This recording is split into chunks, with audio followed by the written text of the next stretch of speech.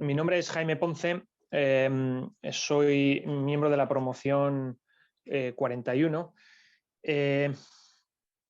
y ahora mismo pues, desempeño mis funciones fuera de la Administración española. Estoy trabajando para el Fondo Monetario Internacional en Washington, pero la mayor parte de mi carrera la he desarrollado en el entorno del Ministerio de Economía, en el Tesoro y dentro del Tesoro pues, en la parte dedicada a la regulación del sector financiero. Muy bien. Bueno, ¿y por qué decidiste opositar? Cuéntanos, remóntate a hace unos cuantos años y cuéntanos tu experiencia de por qué decidiste opositar. Bueno, pues mi decisión de opositar no es en sí misma una decisión muy meditada, ni muy formal, ni tiene una causa muy específica que pueda compartir. La realidad es que yo tengo una formación un tanto transversal, estudié Derecho y Economía, y en el momento final de carrera en el que uno tiene que decidir sus intentos, sus intenciones de destino profesional, pues me surgió el interés por lo público, primero con carácter general, no tanto al cuerpo de administradores civiles del Estado. Y dentro de esa búsqueda, pues me encontré con el cuerpo de administradores civiles del Estado. Yo no tenía antecedentes familiares, no tenía ninguna referencia, no conocía a ningún administrador civil del Estado en mi entorno personal, ni académico, ni en la universidad, pero me atrajo el tipo primero de evaluación y de exigencia que requería su proceso selectivo, el tipo de funciones transversales. Y ya digo, para una persona con una formación horizontal en Derecho y en Economía, como era la mía, que no tenía una vocación muy específica ni una visión absolutamente cerrada sobre el desempeño profesional que quería realizar, pues me atrajo y arranqué el estudio de la oposición de esa manera. ¿Y pertenecer al cuerpo durante todo este tiempo te ha estado a la altura de tus expectativas? ¿O has echado en falta algo de más? ¿O hubieras pensado, pues a lo mejor por tu perfil hubiera sido más acertado, quizás ser técnico comercial economista del Estado, quizás?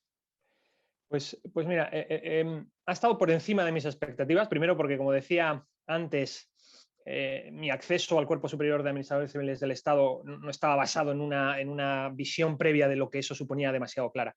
Y por tanto ha superado mis expectativas de desarrollo profesional, de encontrar oportunidades para poner mis esfuerzos, mis sacrificios en el servicio del interés general en ocasiones verdaderamente que yo no podía imaginar cuando oposité. En ningún punto de mi carrera he sentido la sensación de haberme equivocado de cuerpo ni de destino profesional. Y lo que he sentido a lo largo de toda mi carrera es agradecimiento a la Administración Pública por haberme colocado en situaciones y haberme dado oportunidades de trabajar y de poner mi esfuerzo al servicio del interés general en trabajos tremendamente interesantes y además desarrollados con gente a la que me ha encantado conocer y con la que me ha encantado aprender y crecer profesionalmente, ¿no? Por tanto, yo ciertamente no tenía una expectativa muy clara de lo que era ser administrador civil del Estado, pero con el paso del tiempo y con la perspectiva que hoy tengo, creo que fue una decisión tremendamente acertada para mi carrera profesional. Y tampoco he tenido nunca, como me preguntabas, nunca he tenido la idea o la duda de haber tenido que optar por otro tipo de cuerpo superior del Estado, ¿no?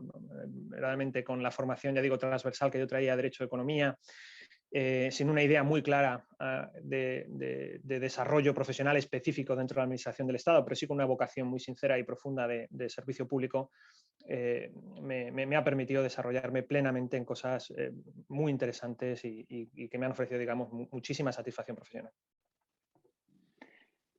Entonces, haciendo balance, ¿cuál dirías que ha sido tu mejor momento en tu carrera? ¿Has tenido puestos relevantes, quizá algunos hasta muy relevante, como la presidencia del FROB, pero ¿cuál destacarías de todos ellos? Bueno, ha habido, ya digo, muchos momentos. La Administración española da muy rápido, creo, grandes responsabilidades a su personal de cuerpos superiores, ¿no? Por tanto, puedo decir que desde muy joven y desde los primeros años de carrera, pues he vivido momentos del mayor interés y de relevancia en el contexto en el que yo trabajaba, ¿no? Pero si tengo que destacar pues, algunos que son conocidos, pues, digamos, por el conjunto de la sociedad, pues, y que personalmente también significan bastante para mí, yo recordaría mucho el verano del año 2012. El año del 2012 fue el año en el que España, pues, estaba en el pico máximo de su crisis económica, que era a su vez una crisis bancaria y una crisis financiera, una crisis de sostenibilidad de la deuda pública española, y que en el fondo es una crisis de sostenibilidad del sector público en su conjunto, ¿no? Si uno lo quiere ver de ese modo. En aquel momento yo era subdirector de legislación financiera en el Tesoro. En aquel momento España pidió un programa de asistencia financiera a Europa, y siempre cuento la misma anécdota. Recuerdo que yo le había prometido a mi mujer tomarme una larga y tranquila baja de paternidad, de las antiguas, pero de las de 15 días. Mi hija nació un 5 de junio. El 6 de junio a mí me nombraron, llevaba trabajando en esa subdirección mucho tiempo, pero me nombraron subdirector general. Y el 9 de junio se empezaban las negociaciones para pedir el programa de asistencia financiera. Lamentablemente, mi baja de paternidad no fue lo que yo imaginaba, pero en aquella época se abrió un viaje personal y profesional muy largo. Otro momento, pues, importante al que tengo que hacer referencia es la creación de la Unión Bancaria en Europa, las negociaciones en las que pude participar para constituir lo que fue un paso adelante en la Unión Económica y Monetaria y en la zona euro, y que verdaderamente también para mí fue una gran oportunidad de conocer un momento histórico de la Unión Europea.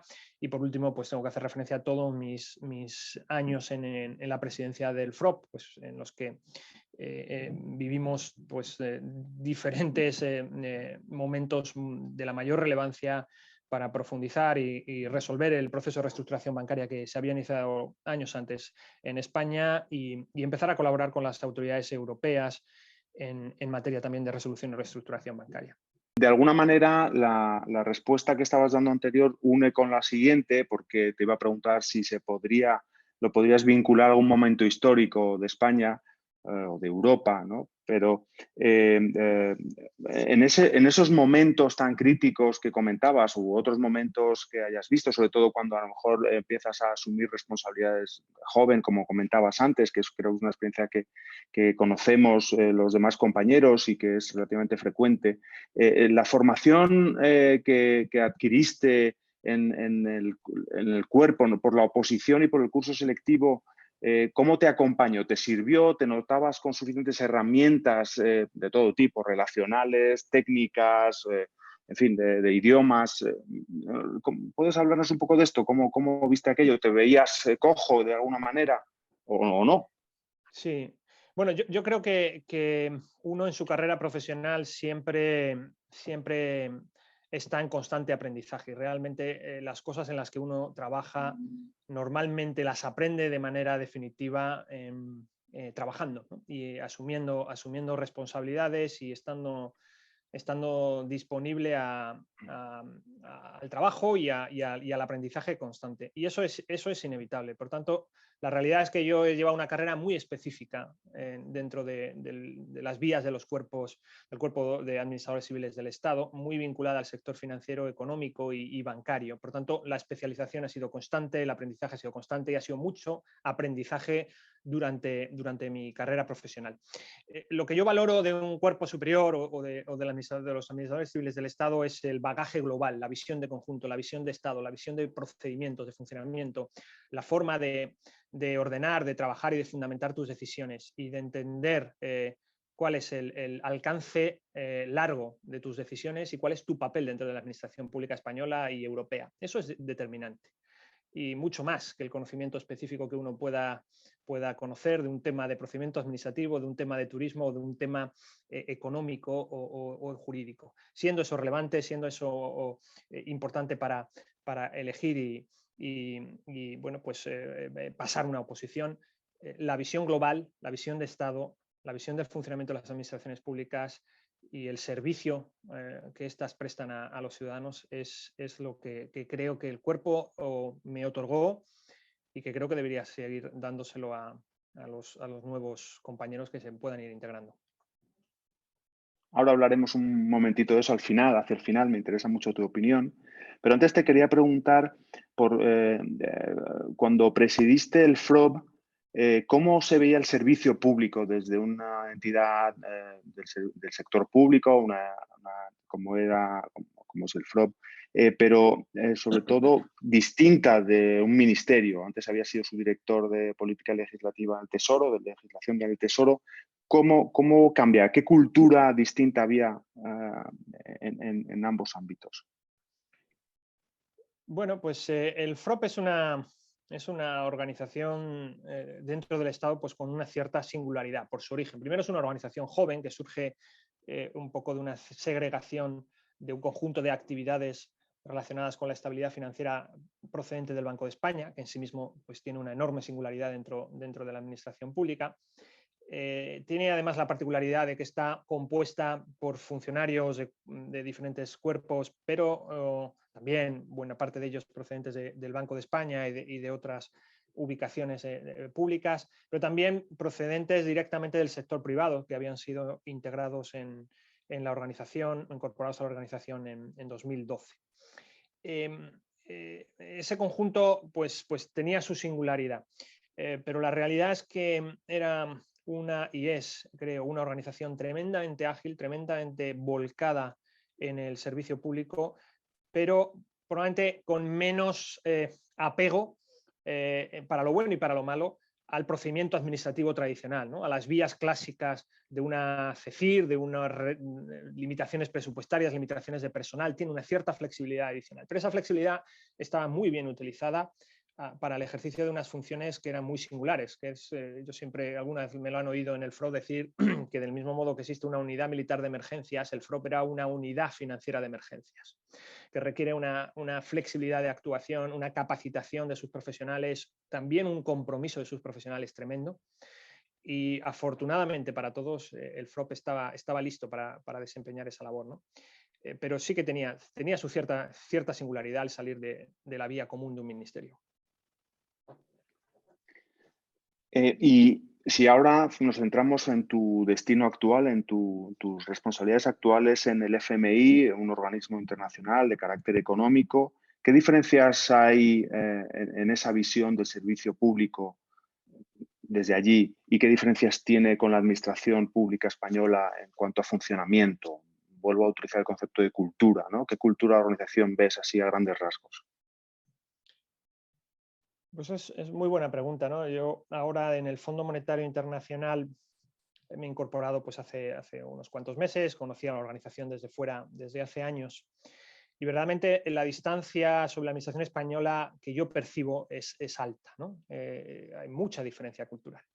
Primero por ser un organismo internacional de carácter mundial, ¿no? Es decir, hay 190 países a los que servimos desde el Fondo Monetario Internacional, pero empleados hay de 150 países.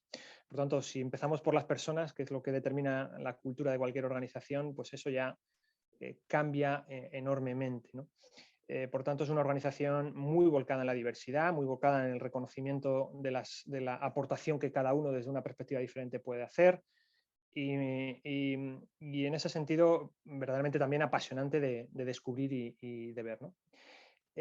Después es una organización, a mi modo de ver, excelente. Excelente en la captación de personas, excelente en la gestión interna de procedimientos, pero mucho más flexible, no regulada por una normativa estatal, como puede ser la normativa de procedimiento de una Administración General de Española, sino por una, digamos, cultura y un conjunto de políticas internas desarrolladas desde los años 40 por un órgano de gobierno en el que están representando pues, los grandes países del mundo, pero donde los países más poderosos del planeta pues, tienen un nivel de influencia mayor.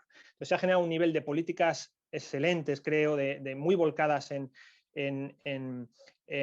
la perfección de los trámites, en la perfección de la búsqueda del talento, la perfección de la justificación de las decisiones, que es bastante interesante de conocer. Al margen de eso, existe una vocación clarísima de servicio público, pero desde una visión global, ¿no? Es una visión que también marca mucho el órgano de gobierno y la manager director que tenemos ahora, pero en otras ocasiones que viene muy de arriba abajo, y que en cada época pues, habrá tenido sus particularidades, pero ahora es una vocación muy de servicio económico, de apoyo económico a los países con mayores dificultades, ¿no? Y eso es algo que es un mensaje que cala constantemente a los empleados del fondo. Es decir, hay un grandísimo talento de las mejores universidades americanas, de las mejores universidades del mundo, se capta el mejor talento, pero se pone al servicio de países de bajos ingresos o medios ingresos o medianos ingresos. Y en eso el fondo tiene que encontrar una cultura de colaborar sin imponer, de persuadir y de poner pues esa capacidad profesional al servicio de del desarrollo de países en mayores dificultades. Y en este contexto de la pandemia eso se ve con mucha claridad. Y yo creo que mis compañeros, mis colegas, la cultura de la organización está muy volcada en la ayuda y en el soporte a esos países. Ya las últimas preguntas que den lugar a las últimas reflexiones. Deduzco que tu hija tiene 9 años mañana, así que... Exacto. Exacto. Claro, bueno, Exacto, hay que mañana ser muy justo. listo, haberte escuchado antes. Entonces, pero utilizo esto para preguntarte, hoy por hoy le recomendarías estudiar esta oposición, una oposición en general, servicio público y esta oposición en concreto? Bueno, como todos los que tenemos hijos sabemos, basta recomendarles algo para que esa sea la línea más recta para que hagan otra cosa, ¿no? Entonces hay que tener cuidado con las recomendaciones a los hijos, ¿no? Pero si me preguntara ella un día la opinión sobre mi vida profesional, sobre mi carrera profesional, hablaría con pasión, hablaría con agradecimiento y creo que esa sería una forma de persuadirla, ¿no? Y ella lo ve, lo vive y creo que es consciente de que su padre siente satisfacción de estar del lado de la mesa de lo público, que es el que me gusta, es el que me satisface y es el que me otorga una cierta poesía en la vida profesional, trabajar por el interés general. Eso ella lo ha percibido. Y alguna vez me ha oído hablar que yo en mi vida profesional, como tantos otros, pues le debo a muchas cosas, ¿no? Le debo, como todos lo debemos, a nuestros padres, se lo debo también pues al estado del bienestar en el que yo me he desarrollado y que me ha dado una oportunidad de crecer, y eso se lo debo a mi país. Y mi carrera profesional se la debo a la Administración General del Estado, ¿no? Y la capacidad que he tenido de estar en momentos importantes dando todo lo mejor de mí, que también, hombre, todos aportamos nuestro sacrificio, nuestro esfuerzo. Pero he encontrado una organización pública con muchos efectos, con muchas cosas que mejorar, con muchos obstáculos en algunas ocasiones, pero que si lo veo desde la perspectiva de donde estoy hoy en mi carrera, a mí me ha dado enormes satisfacciones y me ha tratado